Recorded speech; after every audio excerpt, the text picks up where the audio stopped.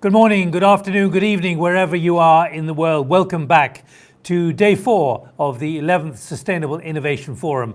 I'm Nick Gowing. I'm the founder and director of the Thinking the Unthinkable project. All week we are asking, with the decision we make today, will it realign us to the Paris Agreement and the 2030 emissions reduction targets? We have 2 specific horizons, let me remind you. We are here to discuss and build on the next 12 months, taking us to COP26 in Glasgow this time next year. And what about the decisive action and convergence points that have to be met over the next decade? Well, day 3 was about transport and sustainable mobility. You can watch all the sessions on demand. Mighty announced their Plan Zero playbook live in the studio. That's for net zero for all their facilities management by 2025. Yes, 4 years from now.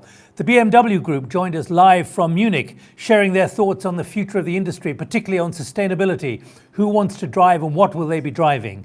Our closing panel with the Mayor of Helsinki and the former Mayor of Vancouver, where they shared their urgency on redesigning urban mobility. And there was one fascinating idea of the 15-minute city, where nothing takes longer than 15 minutes in an enormous city. Well, what's today about? It's about industry transition.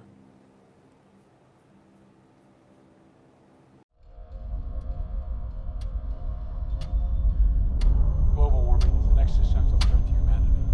We're going to pass the point of no return within the next 8 to 10 years. We don't have plenty of time.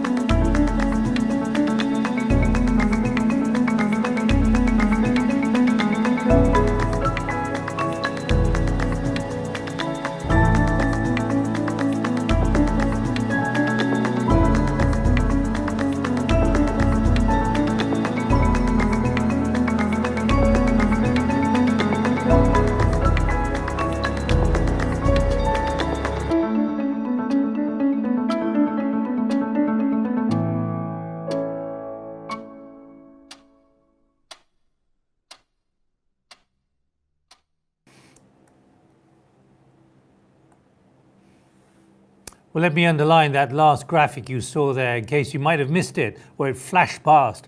We're here to showcase innovation. We're about building momentum. We're about raising ambition. We're about shaping policy and also enabling partnerships, bringing you all together, even if it is virtually like this. There are 5 days looking at 5 different sectors, and here they are on the graphic here. We started with climate policy and finance on decision making on day 1. Energy transition on day 2. Day 3, yesterday, sustainable mobility. And we had an extraordinary series of sessions with the youth agenda, underscoring how the next gen is so worried about what is happening and what is going to be left for them. Today is about that industry transition. And tomorrow, day 5, Friday, 20th of November, land use and agriculture.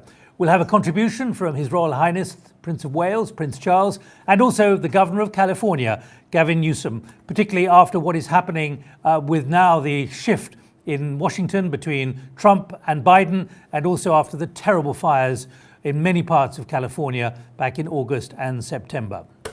Now, let me explain what is behind me here. It's the climate clock. There you can see it reading 7 years, 42 days and 22 hours and a bit more, 26 minutes as well.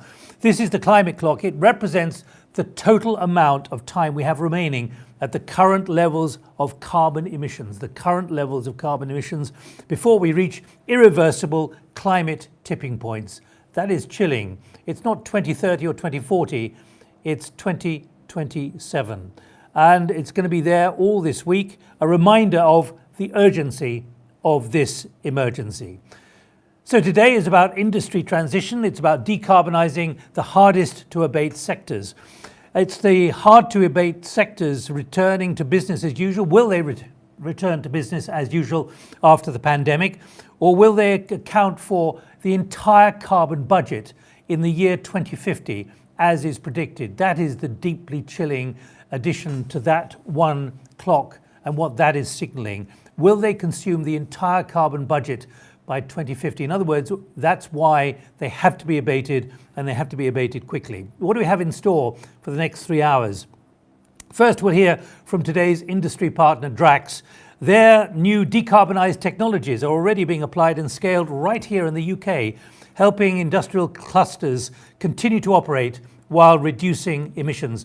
We'll hear twice from the Global Chief Executive, Will Gardner. He'll be joining us live from New York City.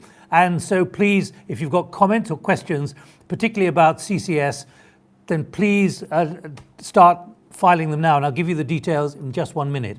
Then we have a virtual panel moderated by Oliver Johnson from the Swedish Environment Institute.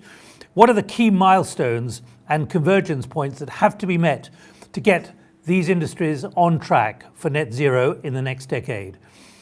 The first break will be 20 minutes. That'll be halfway through the 3 hours.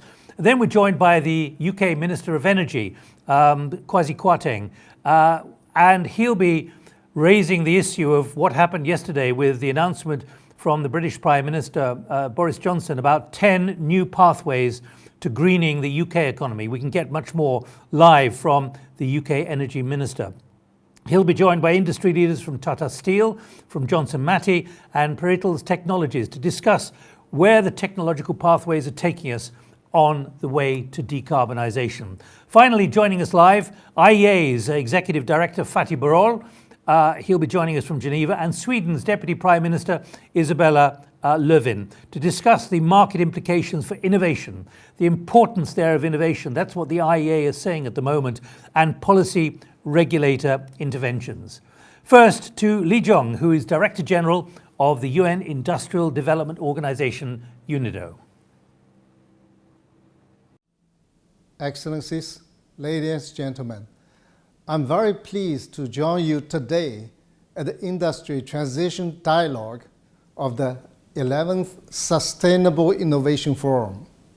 A focus on industry and its role in accelerating climate action is of the essence here, given both the scale of impact from industrial activities as well as the innovation potential and the capabilities within industry to change course.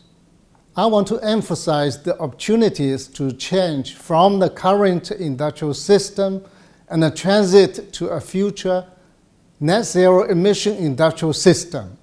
Today, industry still accounts for 1/3 of the global greenhouse gas emissions. At the same time, industry is still a major contributor to economic prosperity and employment, accounting for almost 1/4 of global GDP. Making the transition to a net zero emission industrial system will present unique opportunities for industry despite the challenges in both developed and developing countries. We are very much aware of the delicate balance that governments need to strike between the necessity to achieve industrial growth targets and the commitment to net zero climate targets.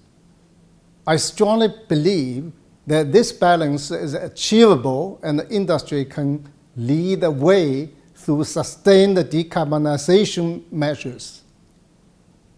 Excellencies, in UNIDO, working with our mandate to advance inclusive and sustainable industrial development, we have seen firsthand the possibilities for aligning industrial development with low carbon pathways, while also becoming aware of the challenges to enhance industrial competitiveness.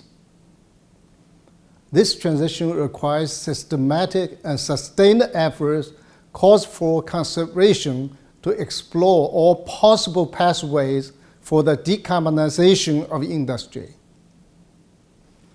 We believe that low-cost energy efficiency measures, integration of renewable energy, digitalization, and circular economy approaches can deliver a substantive share of the decarbonization target while keeping in mind that the full potential of such measures has yet to be exploited at scale.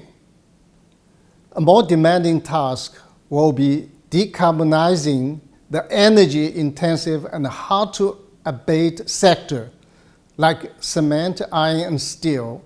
Even here, we can see promising innovation and alternative fuels for conservation, such as hydrogen. The key challenge here will be spurring demand for low-carbon or green commodities, such as cement and steel, at the end-user side. Given the risks and the costs associated with the deployment of such advanced decarbonization technologies, industry will be reluctant to make the needed transition without strong demand signals. A leveled playing field needs to be established through the common standards and internationally recognized certification schemes for green commodities, as induced demand will not work on a country-by-country basis. Excellencies, coordinated efforts at the global level are needed to spur demand for green steel and cement and incentivize the investment in decarbonization technologies in the hard-to-abate sector. Here, we must leverage the willingness of the private sector to offer solutions and provide them with incentives that foster long-term socio-economic resilience and sustainability. UNIDO remains committed to working with the governments and the industry to advance coordinated efforts on that front and catalyze sustained action for the decarbonization of industry. Thank you. The Director General of UNIDO speaking to the Sustainable Innovation Forum. Let me tell you a bit about climate action, if I may. Established in 2007, climate action unites the public, private and NGO communities through digital and live platforms, digital like this, virtual, that's the way we have to do it these days, to advance the Paris Agreement. And the forum has been around for over a decade. And this year, it's part of the COP16 to COP26, that roadmap. That's what we're looking at. That's where the Sustainable Innovation Forum is at 2020. And that's where we'll be a year from now. If you want to be part of this global map and the roadmap to COP26, then please get in touch with Climate Action to find out more, to help the planning process for COP26. Let me now thank all our partners officially supporting the Race to Zero. That's what this forum is doing as part of London Climate Action Week. BMW are the headline partners. They have been headline partners for 6 years. We heard the Vice President for Sustainability and Mobility join us from Munich live yesterday. The industry partners are the strategic partners. Well, the industry partner, first of all, is Drax. They will be talking to us again shortly, twice. And they're doing all this work on net zero in industrial clusters, particularly around the Humber here in the north of England in the UK, and many other global projects as well. There are also 3 strategic partners today: Mitsubishi Heavy Industries, the Mitsubishi Heavy Industries Group, the GHD SAT, and also Johnson Matthey. So we're grateful to them for all the work that they're doing and supporting today's output.